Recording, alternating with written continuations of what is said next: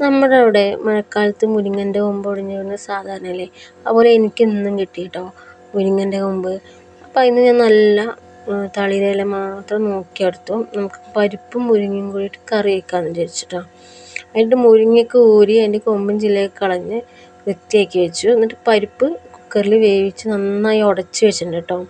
അതിലേക്ക് ഈ മുരിങ്ങൻ്റെ ഇല നന്നായിട്ട് ഇളക്കി കൊടുക്കുക. അതിന് ശേഷം കുറച്ച് മഞ്ഞൾപ്പൊടി, കുറച്ച് ഉപ്പ് ഇട്ടിട്ട് നന്നായി വേവിക്കുക കേട്ടോ. മുരിങ്ങ നന്നായി വേവിക്കണം. അതിന് ശേഷം ചുവന്നുള്ളി, വെളുത്തുള്ളി ചതച്ച് വയ്ക്കുക.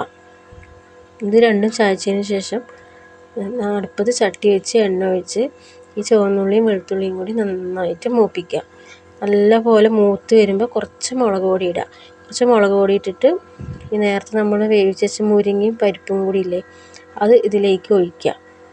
ഒഴിച്ചിട്ട് നന്നായി തിളപ്പിക്കുക. ഉപ്പൊക്കെ ഇട്ട് പാകമാക്കി തിളപ്പിച്ച് റെഡിയാക്കാം. നമ്മൾ മുരിങ്ങൻ്റെ കറി ഇവിടെ റെഡിയായി. ഇതിന് നല്ലൊരു കോമ്പിനേഷൻ എന്ന് പറയുന്നത് ചൂടുള്ള ചോറും ഈ മുരിങ്ങക്കറിയും ഉണക്കമാന്തൾ വറുത്തതും. ഇത് നല്ല കോമ്പിനേഷനാണ് കേട്ടോ. നല്ല ടേസ്റ്റാണ് മുരിങ്ങൻ്റെ കറി ഉണക്കമാന്തൾ വറുത്തതും. അപ്പോൾ എല്ലാവരും എൻ്റെ ചാനലൊന്ന് സബ്സ്ക്രൈബ് ചെയ്യുക, സപ്പോർട്ട് ചെയ്യുക. Okay, thank you.